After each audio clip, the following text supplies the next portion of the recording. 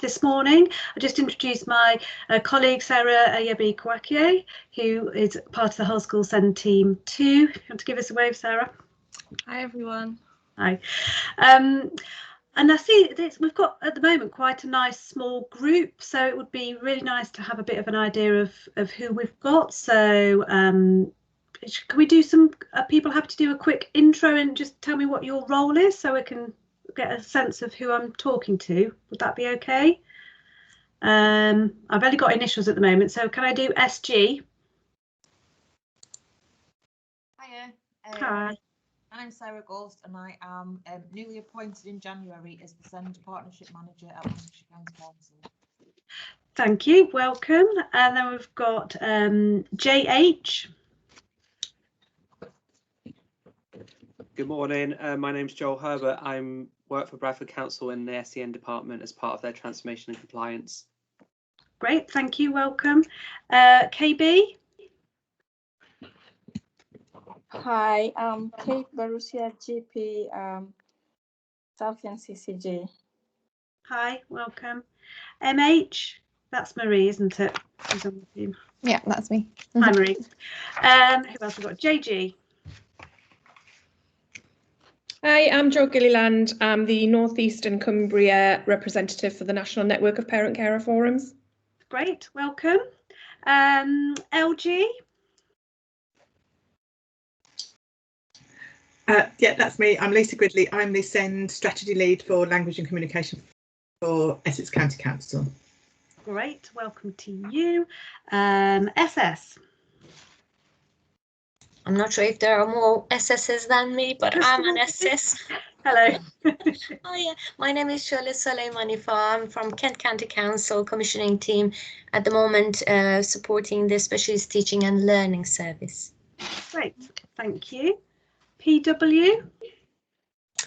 Hello, I'm Philippa Watts. I'm Senior Programmes Officer for the Health Team at CDC. Hi, welcome. AO. Hi, I'm Angela Overington. I work at the Department for Education in the Improvement and Accountability Division and look after the London and the South. Great, thank you very much. JP. Hi everyone, I'm Josh Parnell. I'm the Commissioning Manager at Hertfordshire County Council for Children's Services, SEND. Sorry, which county council? I didn't quite catch that. Hertfordshire County Council. Thank you. Hi, welcome. Who have I missed? Shout up if I haven't said your name. JF, I think. I don't think. Oh, go on, Sheridan. Thank you. Hi, I'm Sheridan Dodsworth. I'm Head of Service for Special Needs and Disability with Lincolnshire County Council. Great, thank you. And JF, I don't think we've had. Hello, I'm Jess Fairman and I'm Physical and Neurological Impairment Specialist Teacher at Essex County Council. Great, thank you. Is there anyone that I've missed? Hello, I'm Jan Burrow and I'm the SEND Auditor for Lancashire County Council. Hi, sorry to miss that. It's okay. And we've got SB with a hand up. Yes, that's me. I'm Sharon Buckby. I'm the Head of Inclusion and Virtual School Head Teacher at Brent.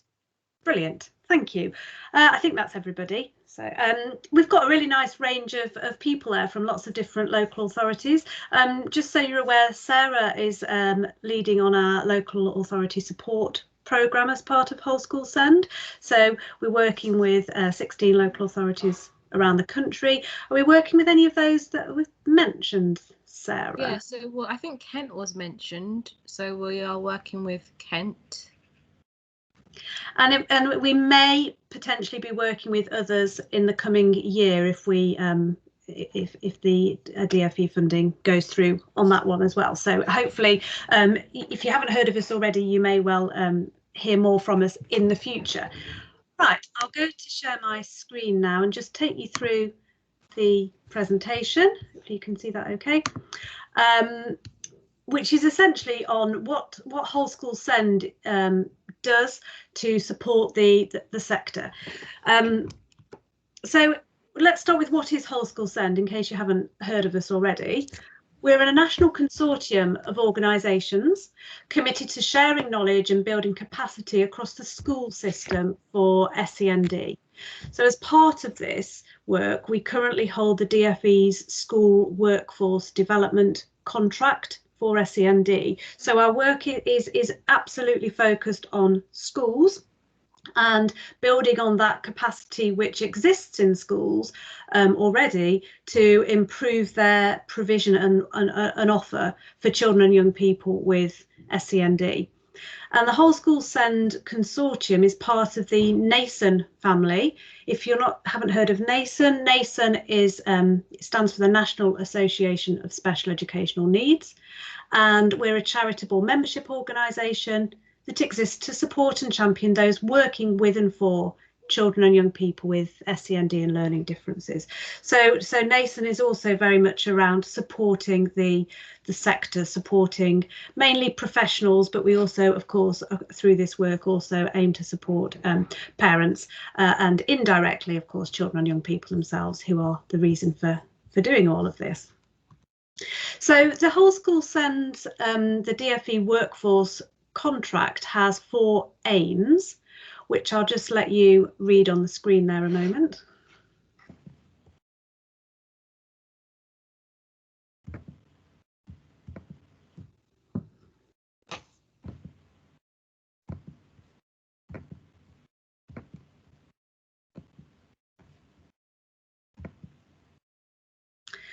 So hopefully you can see from that we're very much focused on developing what's already in the sector. So linking up mainstream schools and special schools, for example, so that each can learn from each other, and supporting schools to identify what they need to do to further improve their offer and their provision for those children and young people with SEND. And we're called Whole School SEND because we want to address the whole of the school's workforce. We don't, obviously we do a lot of work with SENCOs, but we are very much not just focusing on SENCOs. It's all about leadership right from the top and getting in at that strategic level so that SEND is built in to the whole of school development plans, for example, all the way down through the system at every level into classroom practice for both teachers and teaching assistants, and that would include things like supporting and working with parents and carers as well.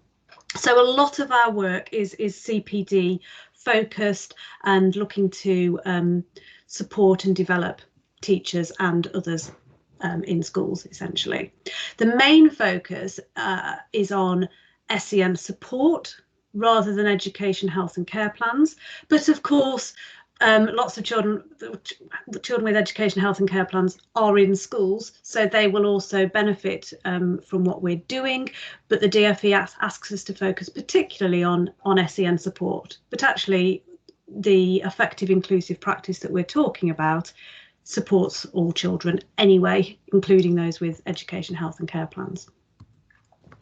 So just to give you an idea of some of the members of our consortium, that we've actually grown quite a lot recently, so there are other members who aren't represented on this diagram, but just to give you a sense of some of those partners. For example, NMPCF is on there as a partner, Autism Education Trust, PDNet, Communication Trust, Contact, etc. So lots of associations who share our values around inclusion and support to the sector for SEND, and that we aim to involve those consortium partners as much as we can in the work that we do, sometimes by subcontracting to them, or we turn to them for advice and support and making sure that we are linking up across the sector so that the school's workforce can benefit from all of that expertise which exists across our consortium.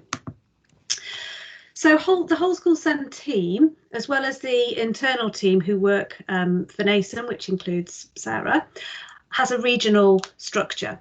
So we have 2 national SEND leaders, which are Malcolm Reeve and Simon Knight, who you may be familiar with because they're both very prominent in this field. Malcolm is doing a lot of the work with local authorities currently, and we expect that to continue.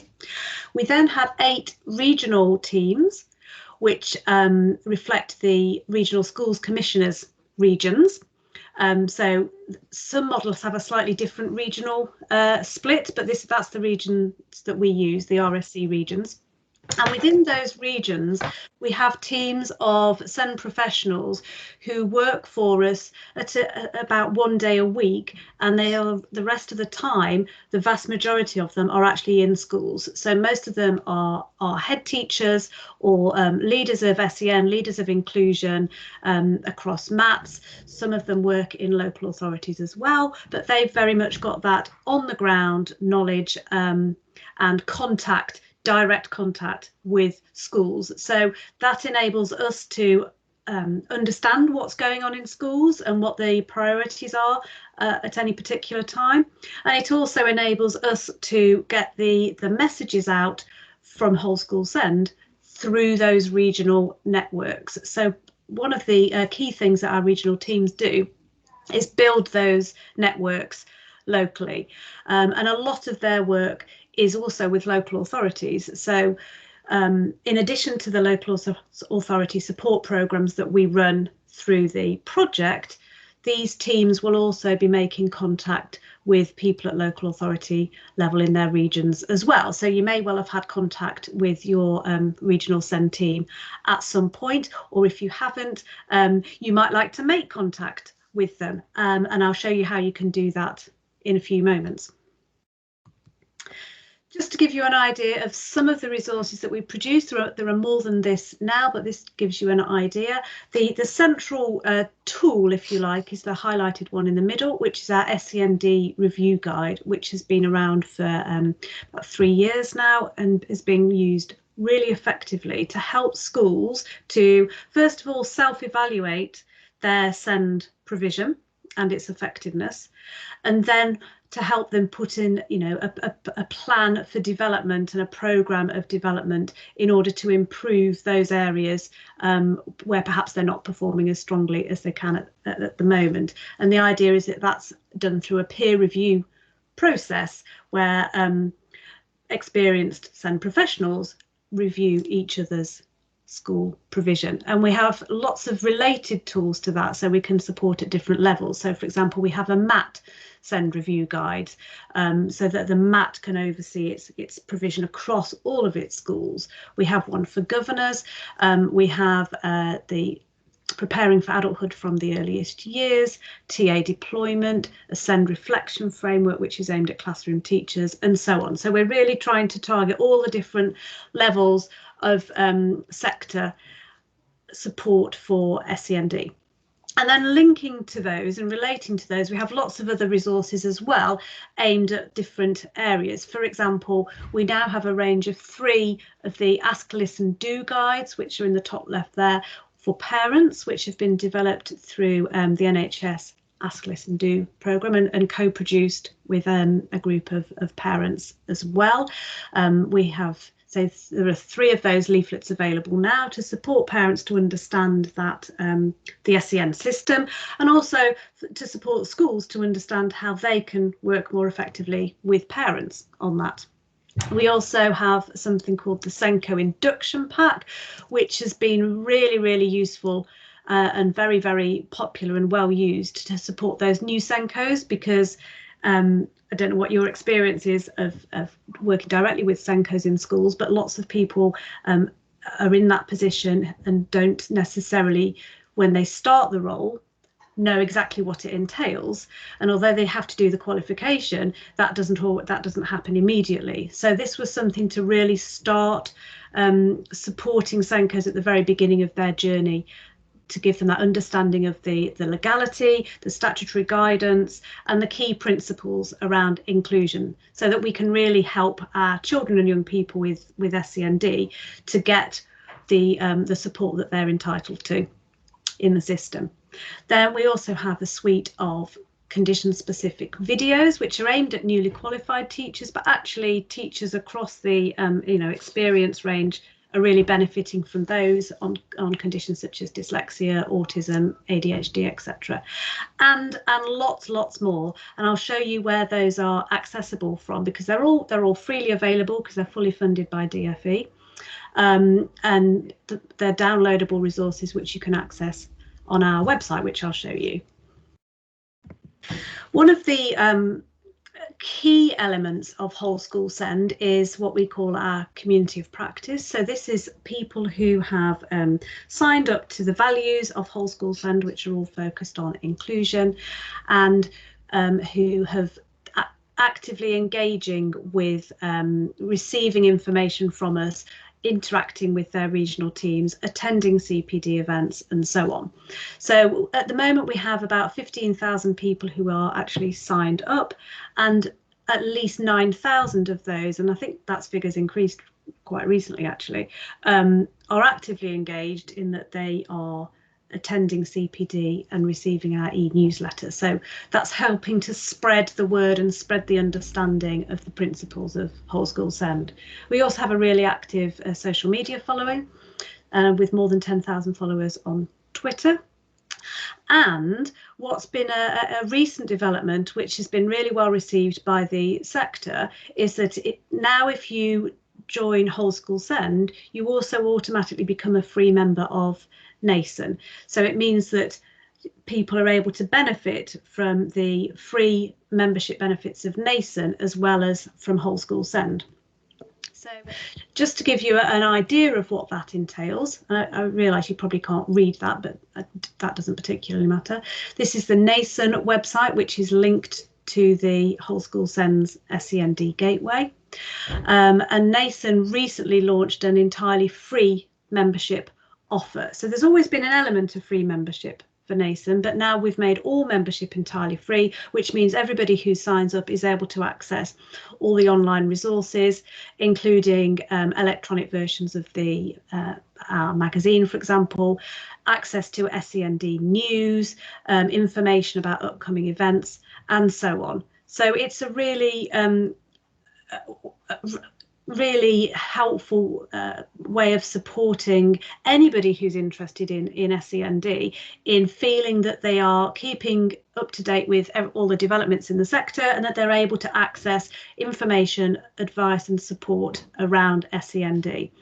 We're able to offer that free to people because that's backed up with some paid for options. And again, if you're working in a local authority, so you might be interested in telling people in your local authority about these to support them, particularly SENCOs. For example, we have recently set up a SENCO support service, which is a support hub specific to SENCOs, so they can come to our education team for support and guidance. We have a publication subscription so people can access our journals and paper copies of the magazine. And there's also an annual webinar pass, which provides at least 70 webinars throughout the year. If you attended them all, it works out at something like £3 per webinar. So that's how we're able to support the free membership. So just to take you to the Whole School Send's website, which is the SEND Gateway. The SEND Gateway has been around for quite a long time now. I think it's 6 to 7 years. So you may have been familiar with it already, but it has recently had a revamp. So if you've been on it before, it does look slightly different now.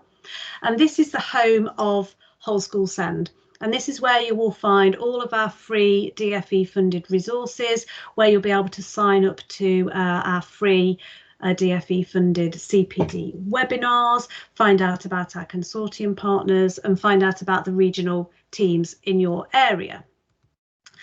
So to give you an idea, if you are interested in getting in touch with your regional lead team, which I would strongly recommend because they are always really, really keen to develop their networks and share all of this free support which is available, you go to the regional page where you can have a look on the regions, check which local authorities are within those regions, and then you can click on the Find Out More button.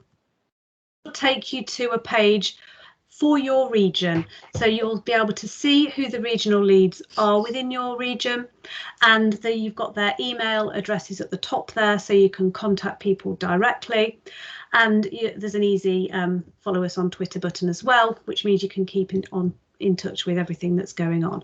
So I'd strongly recommend that you do make that contact with your regional lead if you haven't done so already. And I'd also strongly recommend signing up to receive the Whole School Send e-newsletter, which keeps you up to date with new resources and information and training, etc., as it becomes available. So just to give you an idea of some of our COVID responses over the last year and some of the resources that we've produced.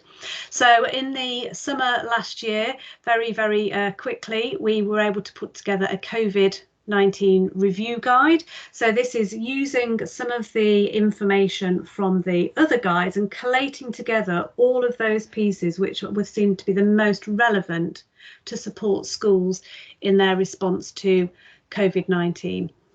So as it says here, for each group of stakeholders, 10 statements were pulled out to highlight those key areas which were pertinent to that effective return to school. And of course, this is still relevant now in the situation that we're in. And so we hope that we know it's been useful up until now, and we hope that that will continue to be useful over the next weeks and months. That's available on our resources page of the SEND Gateway. We also have been able to produce some further COVID-19 outputs in the last few months, including those 2 other leaflets that I referred to earlier. So we produced a transition planning for year 11 leaflet, because last year, and I think it'll be the same again this year, that our children and young people in year 11 are perhaps one of our most vulnerable groups, and when we particularly add in those with additional and special needs to that, then we need to be really thinking carefully through that transition planning for the end of year 11 into what happens next for those young people. So there's that leaflet there to support with that process.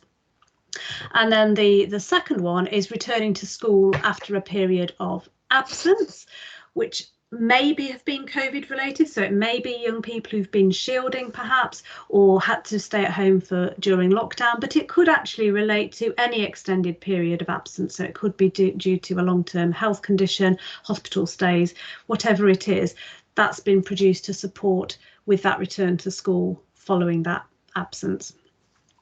A much bigger, meatier resource, if you like, is this recovery, reintroduction and renewal pack, which is a handbook that links through to lots and lots of supporting resources as well. This was developed by the Association of Educational Psychologists and Nottinghamshire County Council and again, it was obviously inspired by the return after lockdown, but actually the principles are applicable to returns to school after any period of absence, like the leaflet as well. So I would strongly recommend that is something that's used by schools. So, please share the information on that with the schools that you're in contact with to support them, to support their children and young people and parents.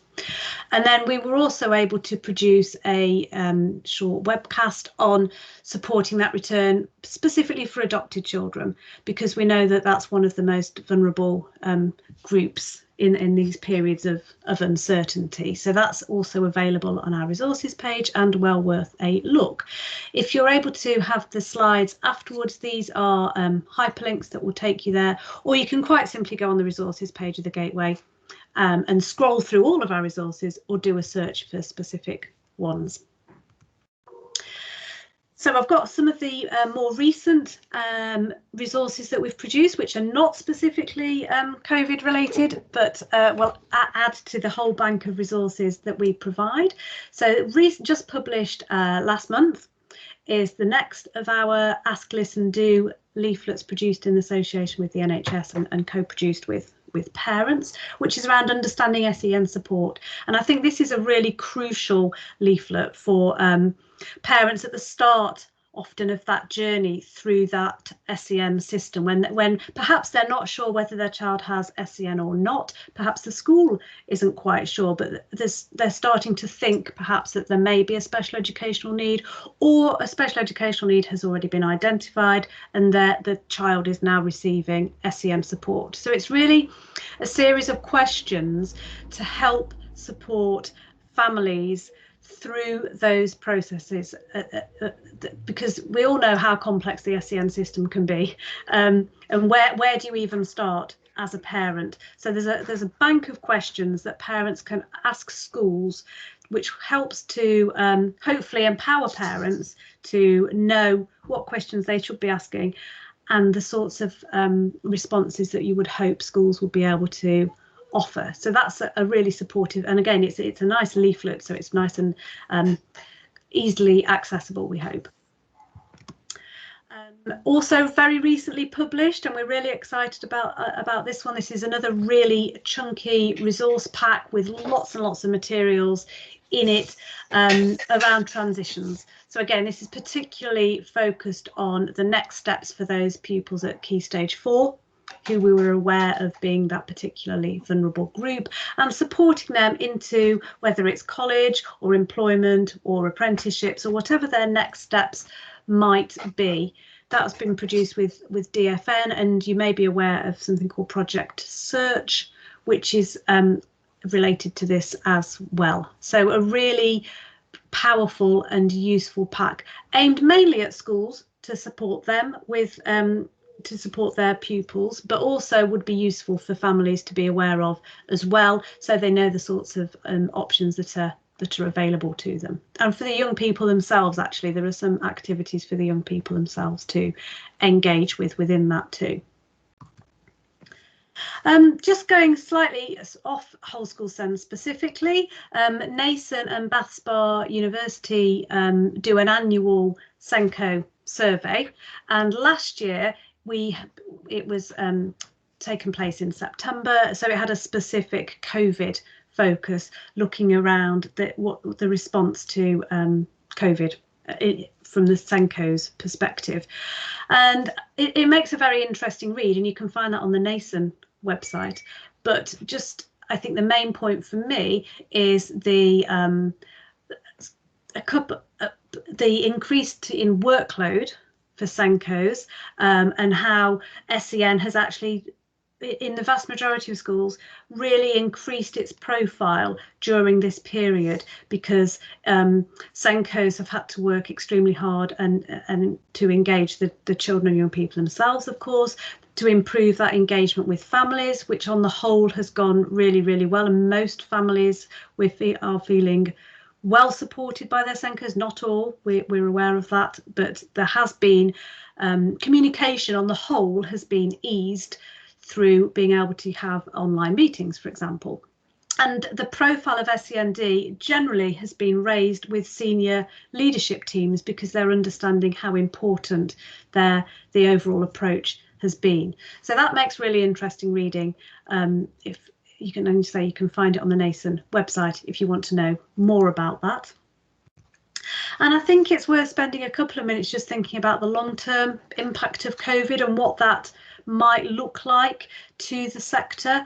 And I think there's a bit of a dilemma at the moment, I think, between this catch-up that we keep hearing talked about. You know, we have to get children to catch up. My first question would be, what are they catching up with? Is, you know, what about balancing that up with mental health and well-being? And there's a bit of a tension there in terms of priorities. Hopefully the two things aren't necessarily mutually exclusive, but it has to really start with mental health and well-being. And I think a lot of schools are really starting to have a better understanding of the importance of mental health and well-being, and that needs to be in place before we start to even think about academic attainment and catch up, as it were. So I think it will be interesting to see how that develops, and where the funding is going. At the minute, it looks as if the funding is going more to catch up. So we'll hope to see that being redressed, and that might be something that people want to talk about in a few moments. We think there's likely to be an impact on the identification of special educational needs. So there may be children returning after a long period of perhaps not accessing online teaching at all, or not being able to access it very, very effectively for a range of different reasons. And some of those children and young people may not have been identified with a special educational need before, but potentially once the return is fully complete, there may be significant gaps in their knowledge or understanding, or it may be that, for example, their speech, language and communication skills haven't been developing as they should, so that they now actually are starting to present with needing that something additional to and different from, which is of course the definition of a special educational need.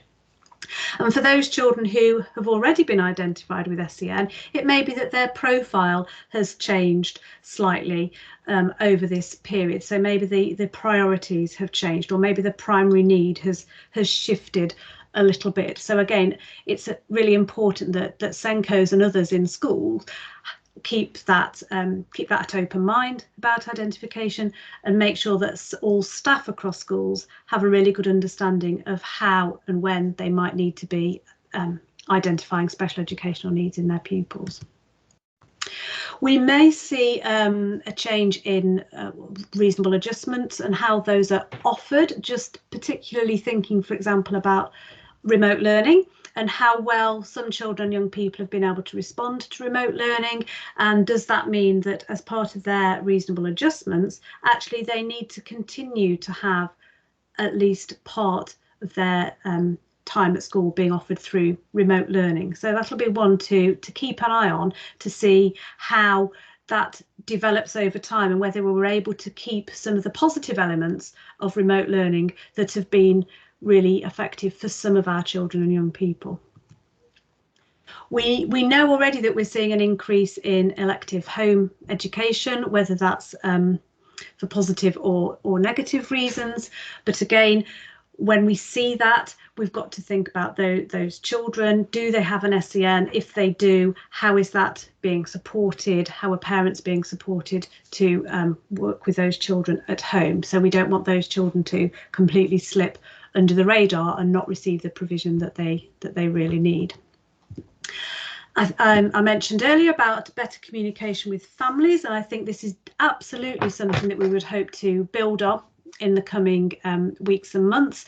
Being able to communicate virtually can make it a lot easier to get have those conversations with parents. Not that we would want everything necessarily to be virtual, but I think hopefully this more flexible model that we're seeing will enable some parents who to feel more engaged with school, even if they're not able or they're not comfortable in attending face-to-face meetings, for example. So we would hope to see improved communication. And one of the probable negative implications, I think, is around the recruitment and retention, particularly of specialist staff. I think there's an awareness that recruitment and retention of staff following this period is going to be an issue generally across school systems, particularly with school leadership, head teachers and so on, but also with specialist staff. There is already an existing recruitment issue, particularly in the specialist sector, and it seems likely that this is going to worsen rather than improve if no action is taken. And it's also a possible outcome that there will be more referrals to specialist provision following the full return to school as well, increasing the demands and pressures on an already stretched part of our sector. So there's lots of things to look out for there and to keep an eye on. In terms of the SEND review, which we've been eagerly awaiting for some time now, which has been delayed obviously due to COVID, we have some information on that, which I thought was useful to share. It seems likely that stakeholder engagement is going to happen after Easter, and then there'll be full consultation until the end of the year, which will be followed up next year by recommendations, with probably a new code of practice, but it's likely that implementation of that won't be before 2023 because of all of the development that's entailed on that. So we're looking at least another 2 years under the current code of practice, we would expect. It seems likely that they are potentially even bigger changes than the reforms of 2014, which possibly will require new legislation, but we'll have to wait and see, but that certainly is being talked about. And these changes will seem to focus very much on that multi-sector collaboration, so bringing in upping the profile, if you like, for education, health and social care, Department for Work and Pensions, etc. So probably fewer changes across education, but looking more at really the other elements of the system. We would hope that anything new will strengthen the role of the SENCO, possibly giving a direction on time, which will enable the rest of the system to function more effectively if SENCOs have more time to be able to do their role effectively. It seems unlikely that there'll be changes to the areas of need, but there is some talk about potential movement in who may be responsible. For example, SEMH may fall more strongly under health. We don't know, but that's something again that's being talked about. It seems likely that there'll be improvements to the EHCP process and potentially plans themselves. Whether that's a national template or what that will look like, we don't know. But again, that's something that's certainly being talked about. And another thing which is particularly of interest to local authorities, I think, is that there may be a separation out of that link between identification of need and provision. So at the moment, both of those responsibilities sit within the local authority, which can make it quite difficult to manage identification and provision. So they're looking at potentially separating those out, and I don't know any more detail than that, but that's certainly something to think about and look out for. And I think now and in the future, if we continue to follow these key themes of collaboration, co-production, cross-sector working and cross-phase working, then that's really going to support us as the sector at its widest to work together to improve our outcomes for our children and young people with SEND. So if I stop sharing my screen, we've got time, a little bit of time, I'm sorry, for some questions if there are some. So, Marie, I don't know whether we have any questions. Nothing in the chat at the moment. Okay. I know that it's easiest if people want to just use their microphones rather than spending time typing. That's fine by me. I can see Jan is typing something if you'd rather speak. Please could we have a copy of the slides? Yeah, we'll be sending them all around. Any other questions or comments? Well, hopefully I've explained things clearly then, that if everyone's quite comfortable what we've been talking about, hopefully it's given you some food for thought. I would strongly recommend having a look on the websites to see what's available on there and making that link up with those regional teams if you haven't already done so. Good. Oh, really helpful. Thank you. I'm glad that was helpful. Good. Yeah, I mean the amount of resource which is available, which is at no cost to users, is absolutely fantastic, all funded through the DfE contract. So we're just really keen that that's all shared as widely as possible, so as many people as possible across the sector, parents as well as schools and other professionals, can access what's out there really at no cost. So I'm glad people are finding that useful. Thank you. You've got a comment from Rachel. I'm wondering whether there is any appetite for looking at the national curriculum. Wouldn't that be nice? I would have to say I highly doubt it at the moment, given that it wasn't that long ago that it was reviewed, and that it's still, we have the same government who reviewed it. So I think it's highly unlikely that they would look at that again. I agree with you. This is a perfect opportunity to do that in many respects, but I don't think there's an appetite at government level. Perhaps that will change. I don't know. But yeah, it would be good, wouldn't it? Because that's a lot of the issues that we have are rooted in the demands of the curriculum and the accountability pressures on schools related to that, aren't they? Are the links on the slides for all the documents you mentioned? Yes, they should be. Yeah, and if they're not, I'm pretty sure most of them are, but any that aren't, you'll be able to find on the SEND Gateway just by searching the name of that document anyway. That's great. Thank you, Alex. We've now got a 10-minute break before your next workshop start. I've just put in the chat, if you're not attending a second workshop, please fill in the evaluation form. It will take 2 seconds. But if you're attending a second one, worry about that later. But yeah, thank you, Alex. That was really helpful. Great. No, it's a pleasure. Thank you very much. And I hope everybody has a good afternoon and a nice weekend. Bye-bye. Bye. Thank you. Bye. Bye-bye. Thank you. Thank you. That's really helpful.